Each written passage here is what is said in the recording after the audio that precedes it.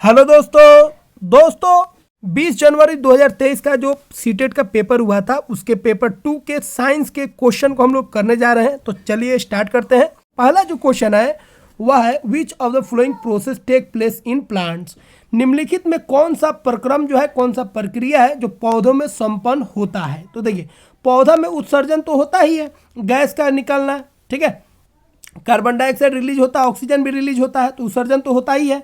दूसरा याद रखेंगे, वाष्पोत्सर्जन तो होता ही है, पानी का आउट होना। अवशोषण भी होता है, रूट्स के द्वारा जो होता है पानी, मिनरल, ये सब क्या होता है, एब्जॉर्ब होता है। उसके बाद ध्यान रखेंगे स्वांगीकरण। स्वांगीकरण का मतलब होता है ऊर्जा का इस्तेमाल करना, ऊर्जा का इस्तेमाल करना, ठीक है, ऊर्जा का प्रयोग। तो ऊर्जा का प्रयोग तो होता ही है, जो ग्लूकोज बनता है फोटोसिंथेसिस द्वारा, ठीक है, बिना ऊर्जा का तो कोई काम होगा ही नहीं। उसके बाद है इंजेशन, मतलब अंतःग्रहण। ये देखिए, ये नहीं होता प्लांट्स में। इंजेशन का मतलब होता है, इंजेशन का मतलब होता है मुख में भोजन को लेना, मुख में भोजन को लेना है। तो जो जानवर होते हैं, जैसे हम लोग हैं या जानवर हैं, वो लोग क्या करते हैं, मुख में भोजन को लेते हैं, तोड़ते हैं, पीसते हैं। लेकिन ये जो है, ये काम प्लांट नहीं करता। तो याद रखिएगा, प्लांट जो होगा वो इंजेशन नहीं करेगा और डाइजेशन भी नहीं करेगा, ठीक है। प्लांट जो है सीधा फोटोसिंथेसिस द्वारा खाना बनाता है। क्या बनाता है, ग्लूकोज बनाता है, और उसको किसके रूप में रखता है, किसके रूप में रखता है, तो आपको मालूम होना चाहिए, आपको बता चुके हैं, वह उसको स्टार्च के रूप में पत्ता में रखता है, ठीक है। तो इसका कौन आंसर हो जाएगा, ए, बी, सी और डी। तो पहला ऑप्शन आपका गलत है, दूसरा option A, B, C, D, दूसरा ऑप्शन क्या हो जाएगा, सही हो जाएगा, ठीक है। अगला क्वेश्चन देखिए, अगला क्वेश्चन है हरित पत्तों के अलावा अन्य पत्तों में भी पर्णहरित होता है। एकदम सही बात है। देखिए, बहुत सारा पत्ता हरा होता है, उसमें क्लोरोफिल होता है, लेकिन बहुत सारे पौधे में देखिएगा, ठीक है, उसमें बहुत सारे कलर हो, कुछ हरा होगा, कुछ पीला होगा, कुछ लाल होगा, कुछ भूरा होगा, अलग अलग कलर होगा। इसका मतलब ये नहीं कि उसमें क्लोरोफिल नहीं, क्लोरोफिल है लेकिन उसका मात्रा कम है, जिसकी वजह से दूसरा जो रंग है वो ज़्यादा दिखता है, लेकिन उसमें क्लोरोफिल होता है, ठीक है। तो क्लोरोफिल होता है, और क्लोरोफिल जब रहेगा तो पत्ता हरा हो या ना हो, लेकिन खाना वो बनाएगा, मतलब प्रकाश संश्लेषण उसमें होगा, ठीक है। तो पहला जो हो गया सही हो गया, याद रखिएगा, एनसीईआरटी की बात है ये। इन पत्तों में भी प्रकाश संश्लेषण प्रक्रिया संपन्न होती है, सही बात है, इनमें भी प्रकाश संश्लेषण होता है, क्योंकि क्लोरोफिल जो होता है उसका जो तो मौजूद होता ही है, और जो पत्ता होता है वो हरा नहीं दिखता, अलग अलग कलर को दिखेगा, ठीक है, क्योंकि उसमें हरा जो कलर है वो उसका मात्रा क्या होता है, कम होता है, ठीक है। तो दोनों सही है और रीजन भी सही है, इसीलिए पहला ऑप्शन क्या हो जाएगा आपका, ये तो अभी सत्य है, दोनों सत्य है, ठीक है। तो कारण और अभिकथन दोनों सत्य है, तो क्या हो जाएगा, फोर्थ ऑप्शन आपका सही हो जाएगा, ठीक है। अगला क्वेश्चन है which one of the following option is incorrect about human digestive system. मानव पाचन तंत्र के संदर्भ में निम्नलिखित में कौन सा विकल्प जो है गलत है। देखिए, छोटी आंत अति कुंडलित होती है और उसमें हजारों दीर्घ रोम होते हैं, मतलब झिल्ली होता है स्मॉल इंटेस्टाइन में, और बहुत ही वो क्या होता है, घुमाकार होता है, क्वाइल्ड होता है, सही बात है, इनकरेक्ट चुनना है आपको। अगला है पित्ताशय द्वारा स्रावित पित्त रस को यकृत ग्रहण करता है। देखिए, एकदम गलत बात है। जो पित्त रस है, बाइल जूस जो है, ये कौन बनाता है, लीवर। कौन बनाता है, लीवर, याद रखिएगा, लीवर बनाता है, ठीक है। और यह कहाँ पे जमा होता है, गॉल ब्लैडर में क्या होता है, जमा होता है। तो यहाँ पे तो गलत बात बोल दिया है, कह रहा है जो liver receive bile juice, liver receive करता नहीं, गलत बात है। लीवर क्या करता है, बनाता है, और ये बोल रहा है जो गॉल ब्लैडर बनाता है, गलत बात है। गॉल ब्लैडर में क्या होता है, जमा होता है, और बनाता कौन है, लीवर। तो सेकेंड स्टेटमेंट क्या हो जाएगा, गलत हो जाएगा, यहीं से आप चुन सकते हैं। बड़ी आंत छोटी आंत से चौड़ी और छोटी होती है, सही बात है। लार्ज इंटेस्टाइन जो है उसका साइज जो होता है चौड़ा होता है, ठीक है। अगला है पाचन के अपशिष्ट उत्पाद मलाशय में एकत्रित होते हैं और गुर्दा से निष्कासित हो जाते हैं। वेस्ट प्रोडक्ट जो होता है, ठीक है, वो कलेक्ट हो जाता है, ठीक है, छन जाता है, और वो रेक्टम के द्वारा क्या होता है, बाहर निकल जाता है, ठीक है। तो दूसरा ऑप्शन क्या हो जाएगा, गलत हो जाएगा, गलत चुना था। तो तीसरा का सही आंसर हो जाएगा ऑप्शन 2। अगला क्वेश्चन है डॉक्टरी थर्मामीटर की न्यूनतम गणना है x और प्रयोगशाला थर्मामीटर की गणना है y। तो x और y है। तो देखिए, डॉक्टरी थर्मामीटर कहाँ से कहाँ होता है, 35 से लेकर 42 तक होता है, 37 डिग्री सेल्सियस से 42 डिग्री सेल्सियस होता है। और जो प्रयोगशाला थर्मामीटर होता है वह होता है -10 डिग्री सेल्सियस से 110 डिग्री सेल्सियस होता है। अब यहाँ पे ध्यान रखिएगा, मान लीजिए 2 डिग्री के बीच में, डॉक्टरी थर्मामीटर में 2 डिग्री के बीच में, जैसे 35 और 36 के बीच में जो छोटा छोटा पॉइंट होता है वो कितना होता है, 5 पॉइंट होता है, ठीक है। और एक पॉइंट का जो वैल्यू होगा वो कितना होता है, 0.2 होता है, याद रखिएगा, ठीक है। और वही बात करेंगे अगर प्रयोगशाला थर्मामीटर में, तो यहाँ पे यूनिट कितना में बटा रहता है, यहाँ पे बटा रहता है आपका 1-1 यूनिट में, ठीक है। तो यहाँ पे जो एक गैप होगा 10 से 11, फिर 11 से 12, तो ये 1 यूनिट में बटा रहेगा, जबकि डॉक्टरी थर्मामीटर जो है वो 0.2 सेल्सियस में बटा रहता है, एक छोटा छोटा यूनिट चलता है। तो पहला ऑप्शन हो जाएगा सही, याद रखिएगा। डॉक्टरी थर्मामीटर 5 यूनिट में बटा रहेगा 2 यूनिट के बीच में, और यह जो है आपका प्रयोगशाला थर्मामीटर वो 1 यूनिट में बटा रहता है, ठीक है। तो पहला ऑप्शन क्या हो जाएगा आपका, सही हो जाएगा। अगला क्वेश्चन देखिए, अगला क्वेश्चन है बहुत ही अच्छा क्वेश्चन है। ऊनी वस्त्र सर्दियों में हमें गर्म रखते हैं, तो ऊनी वस्त्र जो होता है हमें गर्म रखता है, उसका कारण क्या है वो आपको बताना है। तो देखिए ऊनी कपड़ा मान लीजिए आप ये पहने हैं ऊनी कपड़ा, तो अंदर क्या है, यहाँ पे गर्मी है, गर्मी क्या है उसको रीजन बताते हैं, अब बाहर क्या है, ठंडा है। तो ऊनी वस्त्र में क्या होता है, इसमें हवा रहता है, क्या रहता है, हवा। और हवा जो होता है यह क्या होता है, ऊष्मा का कुचालक होता है। इसका मतलब है हवा जब बहेगा तो हवा कहाँ से कहाँ बहता है, गर्म से ठंडा, ठीक है। गर्म से ठंडा की ओर क्या होता है, हवा बहता है, ठीक है। गर्म हवा ऊपर जाएगा, बाहर जाएगा, और ठंडा हवा अंदर आएगा। तो गर्म हवा अंदर से बाहर जाएगा, लेकिन अंदर क्या है, ये जो ऊन है उसमें क्या है, हवा है, और हवा क्या होता है, कुचालक होता है। यह जो होगा यह गर्मी को, अंदर वाला जो गर्मी है उसको बाहर नहीं जाने देगा, ठीक है। तो पहला कारण हो गया, जो ऊन होता है वह ऊष्मा का क्या होता है, कुचालक होता है। दूसरा, यह कुचालक होता है, इस कारण यह गर्मी को बाहर नहीं जाने देगा, ठीक है। तो कौन ऑप्शन सही हो जाएगा, पहला ऑप्शन है ऊन ऊष्मा की सुचालक है, गलत बात है, क्या होता है, कुचालक होता है। अगला है ऊनी रेशों के मध्य वायु फंस जाती है, सही बात है, जो हमें गर्म रखता है। हाँ, ऊन के बीच में जो वायु फंस जाता है वो हमें क्या रखता है, गर्म रखता है, सही बात है। अगला है ऊनी वस्त्रों में फंसी वायु जो है हमारे शरीर से आसपास के ठंडे क्षेत्र में, ठीक है, मतलब हमारे शरीर से बाहर जो होता है, जो ठंडा क्षेत्र होता है उसमें ऊष्मा को स्थानांतरण को रोकती है। मतलब हमारे बॉडी में कपड़ा के अंदर जो गर्मी है, ठीक है, बदन का जो गर्मी है उसको वो बाहर नहीं जाने देता है, ठंडा वातावरण में नहीं जाने देता है, सही बात है। अगला है ऊनी वस्त्रों में फंसी वायु ठंडी वायु को हमारे भीतर प्रवेश नहीं करने देती है, ठीक है। तो ये गलत बात हो जाएगा, क्योंकि आपको याद रखना ठंडा हवा इधर जाएगा ही नहीं, ठंडा हवा नहीं जाएगा, क्योंकि हवा जो होगा हमेशा गर्म से ठंडा की ओर बहेगा, ठीक है, बात समझे। गर्मी जो होगा ठंडा की ओर फ्लो करेगा, इसीलिए जब भी चीज़ को गर्म करेंगे तो वो ऊपर की ओर जाता है। तो ये स्टेटमेंट क्या हो जाएगा, गलत हो जाएगा। तो बी और सी क्या हो जाएगा, सही हो जाएगा। तो ये बात को आप ध्यान रखिएगा। तो कौन ऑप्शन सही हो जाएगा, बी और सी, मतलब दूसरा पहला ऑप्शन जो है वो क्या हो जाएगा आपका, सही हो जाएगा, ठीक है। अगला क्वेश्चन है निम्नलिखित में से कौन से पदार्थ क्षारीय है, मतलब बेस कौन है। तो देखिए दही तो बेस होता नहीं है, दही में एसिड होता है, सिरका भी क्या हो गया, एसिड हो गया। चूने का पानी जो होता है उसका फॉर्मूला क्या होता है, CaOH2। कैल्शियम हाइड्रोक्साइड ये क्या हो गया, बेस हो गया। चींटी का डंक, इसमें भी क्या होता है, इसमें एसिड होता है, मिथनोइक एसिड या formic acid. Milk of magnesia क्या होता है, MgOH2, ये भी क्या हो गया, बेस हो गया। तो दो इसमें बेस हो गया, एक C और एक E। तो कौन ऑप्शन सही हो जाएगा, तीसरा ऑप्शन जो है वो क्या हो जाएगा, सही हो जाएगा, ठीक है। अगला क्वेश्चन है किसी रासायनिक अभिक्रिया में कार्बन डाइऑक्साइड की उपस्थिति का परीक्षण करने के लिए निम्नलिखित में से किसे एक मानक परीक्षण माना गया है।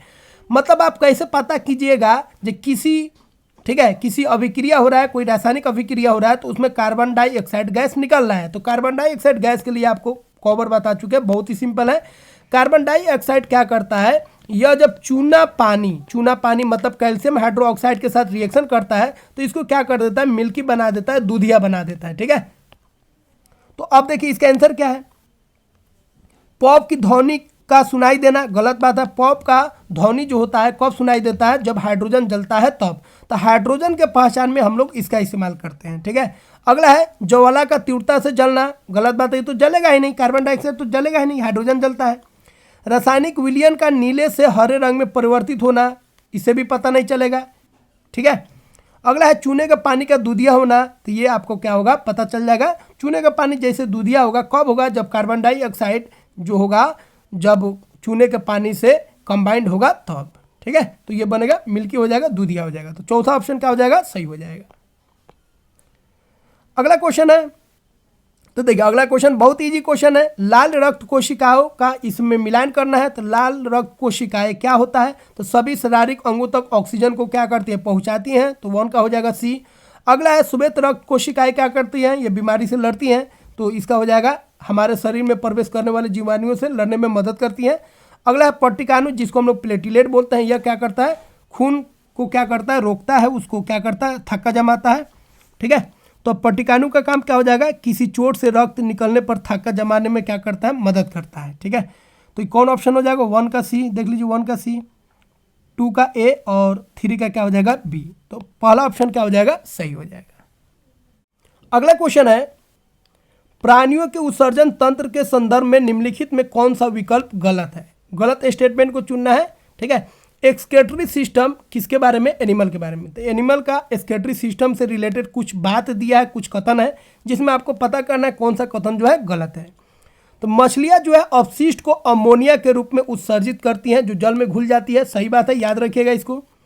पक्षी एक अर्ध ठोस सेमी सॉलिड निकालता है, यौगिक उत्सर्जित करते हैं जिसमें यूरिक अम्ल होता है। तो याद रखिएगा, जो पक्षी का जो सेमी सॉलिड सेमी पेस्ट जो निकलता है वेस्ट, उसमें क्या होता है, यूरिक अम्ल होता है। ठीक है, तो पक्षी में क्या हो जाएगा, यूरिक अम्ल। ठीक है, मछली में क्या हो जाएगा, वो हो जाएगा आपको अमोनिया, याद रखिएगा। और छिपकलियों का मुख जो अपशिष्ट होता है उत्पाद यूरिया होता है, गलत बात है। अगला है, मानव अपशिष्ट को जल के रूप में और एक अर्ध ठोस यौगिक जो मुख्यतः यूरिया होता है। तो हम लोगों का जो यूरिन होता है उसमें जो मुख्य रूप से जो अपशिष्ट होता है, जो वेस्ट होता है, वो कौन होता है, यूरिया होता है। तो यहाँ पे ध्यान रखिएगा, जो वेस्ट हम लोग निकालते हैं यूरिन के द्वारा, उसमें मुख्य रूप से क्या होता है, यूरिया होता है। ठीक है, 95% पानी होता है, कुछ परसेंट अदर वेस्ट होते हैं और 2 से 3% क्या होता है, यूरिया होता है। ठीक है, तो कौन ऑप्शन इसमें गलत हो जाएगा, तीसरा ऑप्शन क्या हो जाएगा, गलत हो जाएगा। गलत ऑप्शन को यहाँ पे चुनना था। ठीक है, यहाँ पे ध्यान रखिएगा, छिपकली में जो वेस्ट प्रोडक्ट होता है वो क्या होता है, यूरिक एसिड होता है। ठीक है, अगला क्वेश्चन हम लोग देखते हैं। अगला क्वेश्चन है, इस सबको मिलान करना है, बहुत इजी क्वेश्चन है। जाइलम का काम क्या होता है, पानी को पहुंचाना। तो क्या हो जाएगा, transport of nutrients and water, खनिज को और पानी को पहुंचाना, जाइलम का काम हो गया। उसके बाद फाइलम का काम क्या है, भोजन को पहुंचाना, भोजन पदार्थों का संवहन करना। ठीक है, जड़ का रेशा का काम क्या है, जल को अवशोषण करना। ठीक है, और रंध्र का काम क्या है, स्टोमाटा का काम क्या है, उससे क्या होता है, इवोपरेशन होता है, वाटर का वाटर निकलता है।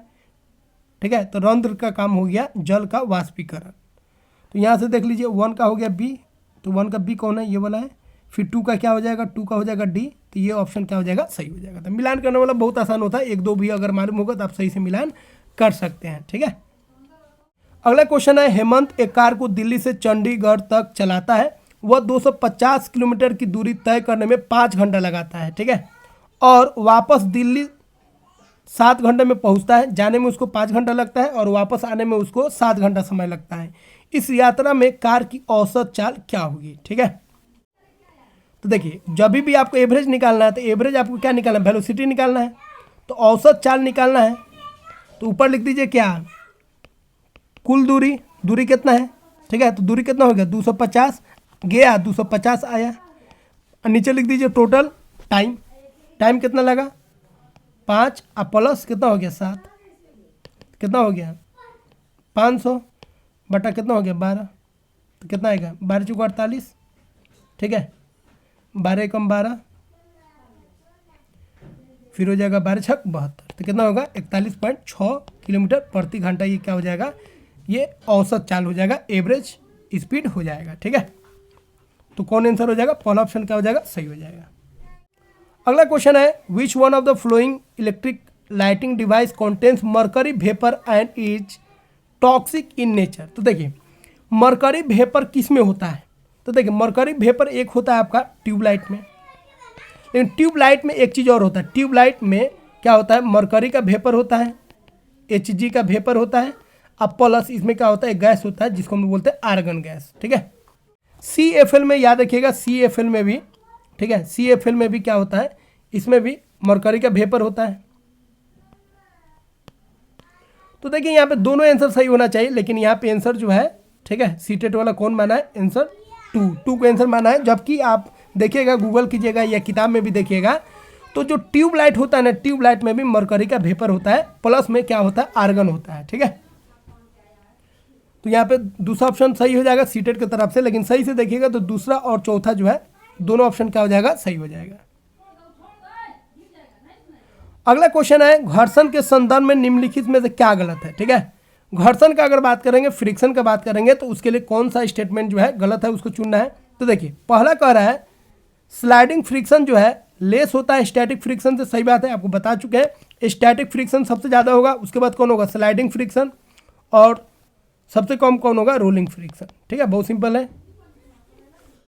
अगला है सर्पी घर्षण जो है लोटन घर्षण से निम्न होता है, रोलिंग फ्रिक्शन जो होता है स्लाइडिंग फ्रिक्शन से कम होता है, सही बात है। अगला है the frictional force is independent of the shape of the object in any fluid. Fluid में अगर हम बात करेंगे, ठीक है, अगर हम पानी में या हवा में बात करेंगे, उसमें कोई चीज़ जा रहा है तो क्या उसके आकार पर, ऑब्जेक्ट का जो आकार होता है उस पर निर्भर नहीं करता है। तभी तो हम लोग जो जहाज होता है या जो बोट होता है उसको हम लोग एक सही उसको शेप देते हैं, ताकि उसका पानी के साथ या हवा के साथ उसका जो फ्रिक्शन हो क्या हो जाए, कम हो जाए। ठीक है, तो ये गलत बात हो गया। अगला है घर्षण बल संपर्क के दोनों सतहों पर कार्य करता है, सही बात है।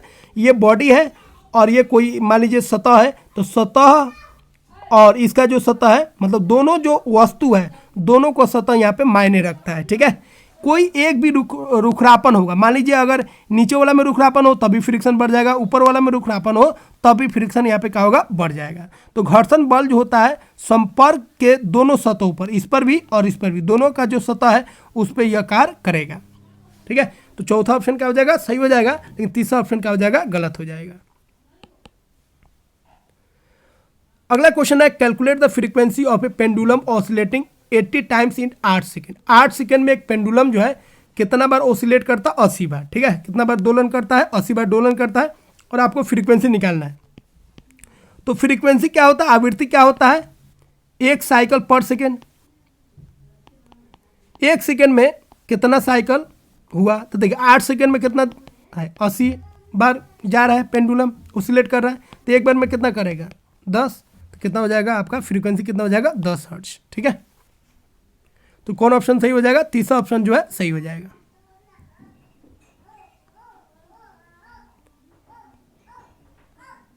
अगला क्वेश्चन है लोहे को संक्षारण मतलब क्रोजन और जंग निर्माण से बचने के लिए निम्नलिखित में से कौन से पदार्थ प्रायः लोहे पर चढ़ाई जाती है। तो लोहा को अगर सेव करना है, ठीक है, उसमें रस्ट लगने नहीं देना है, उसका क्रोजन से बचाना है, संक्षारण से बचाना है, तो बहुत सारा प्रक्रिया है जिसमें हम लोग सबसे ज़्यादा यूज हम लोग करते हैं, पेंट करते हैं। उसके अलावा अगर हम बात करेंगे तो जिंक का हम लोग क्या करते हैं, लोहा के ऊपर कोटिंग कर देते हैं, जिसको हम लोग क्या बोलते हैं, गैल्वेनाइजेशन बोलते हैं। ठीक है, तो हम लोग उसमें किसका परत चढ़ाते हैं, तो हम लोग परत चढ़ाते हैं किसका, जिंक का।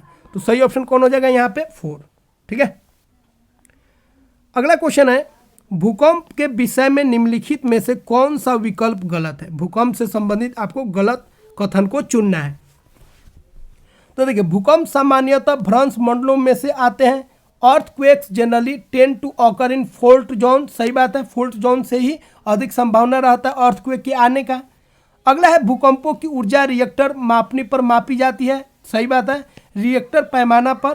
ठीक है, रिएक्टर पर हम लोग क्या करते हैं, रिएक्टर स्केल पे हम लोग अर्थक्वेक का इंटेंसिटी कितना है, 6 पॉइंट है कि 5 पॉइंट है कि 7 पॉइंट है, उसको हम लोग क्या करते हैं, मेजर करते हैं। अगला है earthquake is caused by disturbance inside the earth crust. Earth crust के अंदर कुछ डिस्टर्बेंस होता है, उथल पुथल होता है, जिसके कारण जो होता है अर्थक्वेक आता है। ये भी बात क्या है, सही है। ठीक है, पहला बात भी सही है। अगला है भूकंप लेखी के उपयोग द्वारा, ठीक है, मतलब जो सीस्मोग्राफ होता है, सीस्मोग्राफ एक इंस्ट्रूमेंट हो गया, ध्यान रखिएगा, इसी से हम लोग क्या करते हैं, भूकंप को मापते हैं। और इसी में एक स्केल होता है जिसको हम लोग बोलते हैं रिएक्टर स्केल। तो याद रखिएगा कौन सा इंस्ट्रूमेंट से मापते हैं, तो सीस्मोग्राफ। और जिस स्केल पर मापा जाता है उसके अंदर जो स्केल होता है उसको बोलते हैं, क्या बोलते हैं, रिएक्टर स्केल बोलते हैं। ठीक है, तो क्या सीस्मोग्राफ के द्वारा आप ये तय कर सकते हैं या बता सकते हैं कि अर्थक्वेक कब होने वाला है? नहीं, यही तो अभी तक साइंस का मान लीजिए एक सही तौर पे फेल्योर है। तो साइंस जो है वो तो बहुत ही एडवांस है। हम लोग का देश जो है वो तो चांद पे पहुंच गया, एलन मस्क जो है मार्स पे कोशिश कर रहे हैं दुनिया बसाने का, बहुत एडवांस है। लेकिन अभी तक हम लोग यह तय नहीं कर पाए, ये पता नहीं कर पाते हैं जो अर्थक्वेक कब आएगा। समझे, तो एक तरह का ये साइंस का फेल्योर हो गया। जो सबसे बेसिक चीज़ है जिसकी कोई संभावना नहीं कब आ जाए और इसके आने से कितना क्षति होगा, जिसको पूरा नहीं किया जा सकता है, उसका भविष्यवाणी हम लोग आज तक नहीं कर पाए और अभी तक कामयाबी नहीं मिल रहा है। भविष्य में हो सकता है जो हम लोग इसको पता करने में सक्षम हो सके। अगला क्वेश्चन देखिए, अगला क्वेश्चन कह रहा है यदि परावर्तित किरण आपतित किरण के सापेक्ष 90 डिग्री कोण पर है, ठीक है, ये हो गया आपका मिरर, ठीक है, ये हो गया आपतित किरण और ये हो गया परावर्तित किरण। अब कह रहा है what is the angle of incidence of a ray, ठीक है, इंसिडेंस रे बताना है। If the reflected ray is at an angle of 90 degree to the incident ray, reflected ray जो है और ये incident ray, reflected ray incident ray पर कितना डिग्री बनाना है, 90 डिग्री। तो क्वेश्चन है, ठीक है, एंगल ऑफ इंसिडेंस कितना होगा। तो देखिए पहले नॉर्मल खींच दीजिए, तो ये दोनों एंगल क्या होता है बराबर, तो ये हो जाएगा 45, ये हो जाएगा 45, तो इंसिडेंस रे कितना हो जाएगा 45 और रिफ्लेक्टेड रे भी कितना हो जाएगा 45। ये बहुत ही अच्छा क्वेश्चन था लेकिन थोड़ा सा इजी क्वेश्चन था, इसको थोड़ा सा दिमाग लगाना था, ठीक है। क्वेश्चन क्लियर कर रहा है, रिफ्लेक्टेड रे 90 डिग्री बनाता है किसके साथ, इंसिडेंस के साथ। तो नॉर्मल खींचेंगे तो आधा तो बढ़ जाएगा, तो इधर भी 45 और इधर भी 45, तो इंसिडेंट रे या रिफ्लेक्टेड रे किसके बराबर हो जाएगा, 45 डिग्री के बराबर हो जाएगा। तो सही आंसर हो जाएगा 17 का 2। अगला क्वेश्चन है मानव नेत्र के संदर्भ में निम्नलिखित में से क्या गलत है, ठीक है। नेत्र में प्रवेश करते प्रकाश की मात्रा को परितारिका नियंत्रित करती है, मतलब हमारे आई से जो लाइट इंटर कर रहा है उसको कंट्रोल कौन करता है, आयरिस करता है, सही बात है, याद रखिएगा। अगला है कोन सेल जो होता है, ठीक है, आयरिस का दो पार्ट होता है, कोन सेल और एक रॉड सेल। कोन सेल जो होता है सेंसिटिव टू ब्राइट लाइट, सही बात है, ब्राइट लाइट जो होता है वो किसके लिए सेंसिटिव होता है, कोन सेल के लिए। कोन सेल जो होता है ब्राइट लाइट को सेंस करता है। अगला है rod cell, sense colour. Rod cell जो होता है याद रखिएगा, यह जो सेंस करता है ये लो लाइट को, ठीक है, कौन लाइट को, लो लाइट को, लो लाइट को सेंस करता है रॉड सेल और ब्राइट लाइट को सेंस करता है कोन सेल। तो तीसरा का हो जाएगा गलत हो जाएगा। अगला है at blind spot in eye there is no vision. नेत्र में अंध बिंदु जो होता है उस पर कोई दृष्टि नहीं होता है, सही बात है। तो चौथा ऑप्शन सही है, पहला भी सही है, दूसरा भी सही है। तो कौन ऑप्शन गलत हो जाएगा, तीसरा ऑप्शन क्या होगा, गलत हो जाएगा, ठीक है।